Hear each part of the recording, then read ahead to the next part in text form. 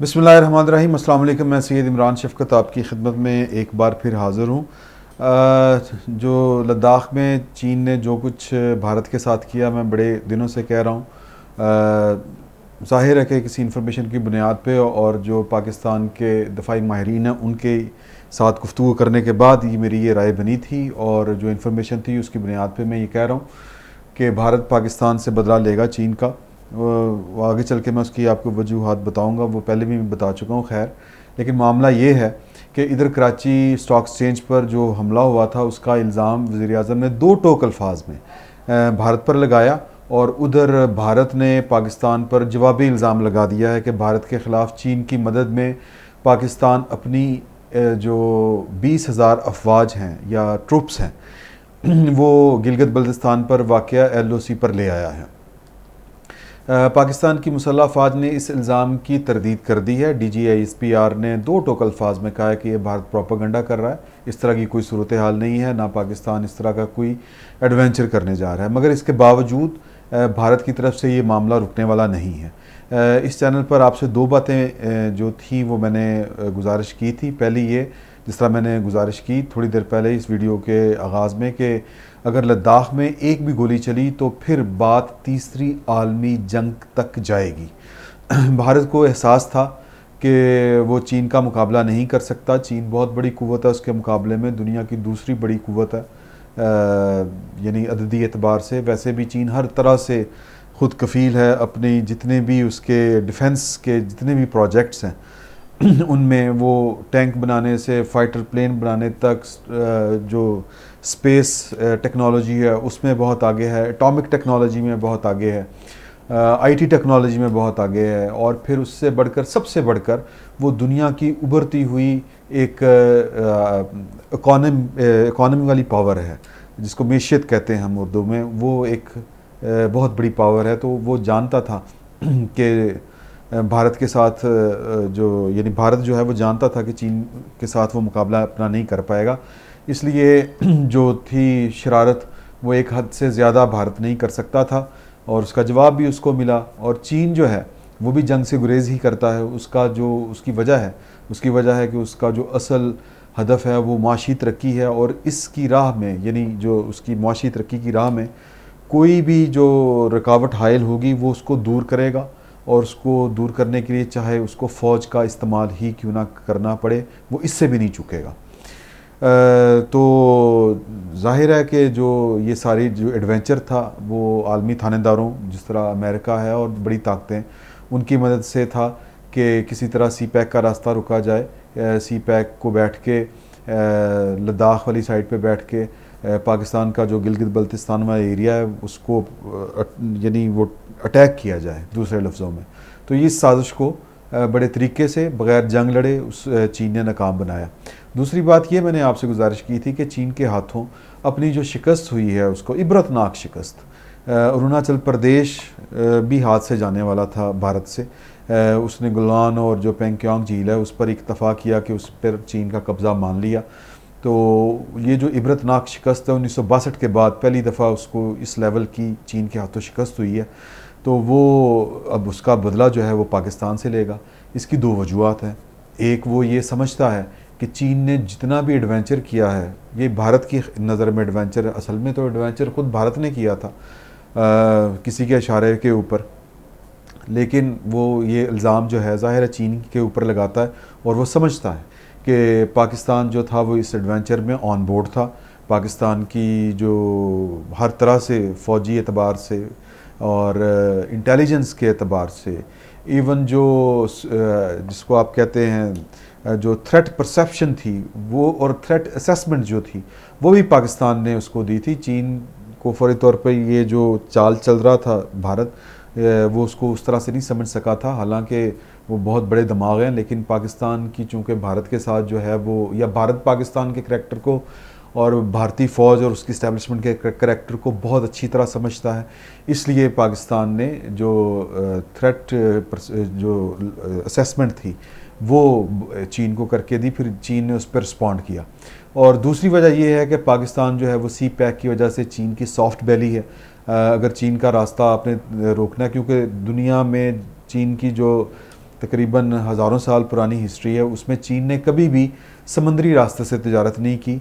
पाकिस्तान के ज़रिए वो पहली दफ़ा जो वन बेल्ट वन रोड है, इसके ज़रिए वो समंदरी तरीके से के साथ के या कह लें कि समुद्री ज़राए से वो तजारत करने जा रहा है, और उसमें उसका बहुत ज़्यादा बड़ा फ़ायदा है। जो माल सड़क के ज़रिए आलमी मंडियों में उसका 1 महीने में पहुंचता था, वो हफ्तों में पहुंचेगा। तो ज़ाहिर है कि अगर पाकिस्तान को निशाना बनाएगा तो चीन को नुकसान होगा उसका। तो भारत जो है वो ये शरारत पाकिस्तान के साथ करेगा और तकलीफ़ पाकिस्तान को होगी कि अगर वो पाकिस्तान को निशाना बनाए। इसलिए पाकिस्तान को चौकन्ना रहने की बहरहाल इस वक्त बहुत ज़्यादा ज़रूरत है। कराची स्टॉक एक्सचेंज पर हमने से पहले एक व्लॉग में मैंने आपसे गुजारिश की थी कि पाकिस्तान के ख़िलाफ़ भारत ने अपनी प्रॉक्सीज़ को अलर्ट कर दिया है, एक्टिव कर दिया है। उसमें कौन है? उसमें नंबर 1 है आपके जो बलोच मुतहारिब ग्रुप हैं, जो पाकिस्तान के आइन के बागी हैं, बागी ग्रुप हैं। उसमें टीटीपी के एलिमेंट है, उसमें जिसको वो अफ़गानिस्तान में बैठ के ऑपरेट करता है, इवन बलूचिस्तान को भी वो वहीं से बैठ के ऑपरेट करता है। दूसरा इसमें जो एलिमेंट नया शामिल किया है वो भी भारत का पुराना है, वो MKM लंदन है। अल्ताफ़ हुसैन के ज़रिए एक महाजर फाइटर मूवमेंट जो है वो उन्होंने शुरू की है, और वो जो सिंध में इस वक्त जितनी भी दहशत गर्दी हो रही है वो इसी जो नया उसने रैकेट बनाया है वही कर रहा है, जिसका BLA भी एक हिस्सा है। तो ये जो मैंने 3 आपको ग्रुप बताए हैं ये पाकिस्तान के ख़िलाफ़ अलर्ट है। और इसमें जिस तरह मैंने पहले कहा कि लंदन जो ग्रुप है अल्ताफ़ हुसैन वाला वो बहुत ज़्यादा एक्टिव है, और ये तीनों सिंधु देश यानी पाकिस्तान से सिंध को अलहदा कराने के लिए आप समझें कि एक बंदूक उठा के दहशत गर्दी करके छापा मार कार्रवाइयाँ करके ये कोशिश कर रहे हैं। और सबके सब जिनका मतलब कि सिंध के साथ कोई ताल्लुक़ नहीं है, बलोचों का सिंध के साथ उस तरह से कोई ताल्लुक़ नहीं है, जो बलोच नेशनलिस्ट हैं। महाजरों का यानी जो लंदन ग्रुप है, कल तक वो सिर्फ कराची की मलकियत पर दावेदार थे, आज वो पूरे सिंध को पाकिस्तान से अलहदा करना चाहते हैं और सिंधु देश बनाने के लिए साजिशें कर रहे हैं। ये साजिश जो है पाकिस्तान के हसास अदारों ने पकड़ ली है, ये भी मैंने आपसे गुजारिश की थी, इन्फॉर्मेशन की बुनियाद पर की थी। और ये जो कराची स्टॉक एक्सचेंज का हमला था ये नाकाम जो हुआ, इसमें हमारे जो सिक्योरिटी के इदारे हैं उनका ही बेसिकली ये कामयाबी है, या ये कि वो कितने अलर्ट हैं हम इससे अंदाज़ा लगा सकते हैं। और भारत जो है वो इस हमले के बाद सटपटा गया है, इस हमले की नाकामी के बाद। तो भारतीय मीडिया पर इस तरह की अब भारत जो है वो ख़बरें चलवा रहा है कि चीन की अफवाज और फ़ज़ाइया को स्कर्दू और गिलगित एयरपोर्ट्स पर मदद मिल रही है, वहाँ पे फ्यूलिंग हो रही है, वहाँ पे यानी पाकिस्तान में चीनी फ़ौजी फ्रंट जो जिसको कहते हैं फुटप्रिंट वो पाया जा रहा है। पाकिस्तान और चीन मिलकर भारत के ख़िलाफ़ नई मुहिम जोई करने वाले हैं। फिर वो ये रोना रो रहे हैं कि चीन जो है वो दरअसल अरुणाचल प्रदेश तक कब्ज़ा करना चाहता है, भारत के अंदर तक आना चाहता है अरुणाचल प्रदेश। और चीन का ये दावा है कि अरुणाचल प्रदेश चीन का हिस्सा है, लद्दाख का हिस्सा है। बहरहाल वो है या नहीं है, लेकिन ये भारत जो है ये वो इस वक्त सही वावेला कर रहा है, और ये वावेला जो है वो आइंदा दिनों और ज़्यादा बढ़ेगा। इसी तरह वो कह रहा है भारतीय मीडिया कि पाकिस्तान जो है वो भारतीय मकबूजा कश्मीर लेना चाहता है, और भारत को इस वक्त लाइन ऑफ एक्चुअल कंट्रोल जो चीन के साथ मिलती है लद्दाख पे, वहाँ पे इस वक्त चीन के हज़ारों फ़ौजियों का भारतीय जो सेना है जिसको वो फ़ौज कहते हैं उसको सामना है उसका। और LOC पर पाकिस्तान जो है वो बहुत ज़्यादा एक्टिव हो चुका है, वो अपने 20,000 फ़ौजी जो है जो LOC का हिस्सा है गिलगित वाली साइड पे वहाँ पे ले आया है। तो भारत जो है उसका वावेला जो है वो ये है कि इस वक्त भारत को एक नहीं बल्कि 2 महाज़ों पर उलझाया जा रहा है। पाकिस्तानी हकाम जो हैं वो ये भी एक इल्ज़ाम लगाया कि हमारे जो सिक्योरिटी इस्टेब्लिशमेंट है, हमारे हसास अदारे हैं, हमारी जो इंटेलिजेंस इस्टेब्लिशमेंट है वो कई दौरे कर चुकी है चीन के, और चीन के जो इस तरह के हकाम हैं वो पाकिस्तान आ चुके हैं। फिर कश्मीर के अंदर, मकबूजा कश्मीर के अंदर भारत ये इल्ज़ाम लगा रहा है कि वहाँ पे अल-बदर को फिर से मुतहर्रिक कर दिया गया है। गिलगित में पाकिस्तान ने 20,000 फ़ौजियों की तैनात के ऊपर भी उन्होंने बड़ा दो टोक पाकिस्तान पर इल्ज़ाम लगाया। अव्वल तो ये कि पाकिस्तान ने अपने ट्रुप्स की जो मूवमेंट है उससे इनकार कर दिया है DGISPR ने, और इसे महज भारतीय प्रोपेगेंडा करार दिया है। फ़र्ज़ करें कि भारतीय इल्ज़ाम अगर हम दुरुस्त भी मान लेते हैं तो फिर क्या सूरत हाल बनती है, इसका हमने थोड़ा सा जायज़ा लेना है। गिलगित की चोटियाँ इस पोजीशन पे हैं कि वहाँ पे अगर पाकिस्तानी फ़ौज बैठी है तो फिर ये कारगिल वाली सूरत हाल हो जाएगी, क्योंकि कारगिल जहाँ पे हमारी फ़ौज ने, हमारे जवानों ने जहाँ पे पोजीशनें ली थी वहाँ नीचे दराज सेक्टर था और वहाँ से सप्लाई लाइन जा रही थी कश्मीर की तरफ, वो सप्लाई लाइन कट रही थी। इसी तरह ये गिलगित वाला भी मामला है, कश्मीर को बेसिकली सप्लाई लाइन कटती है इससे।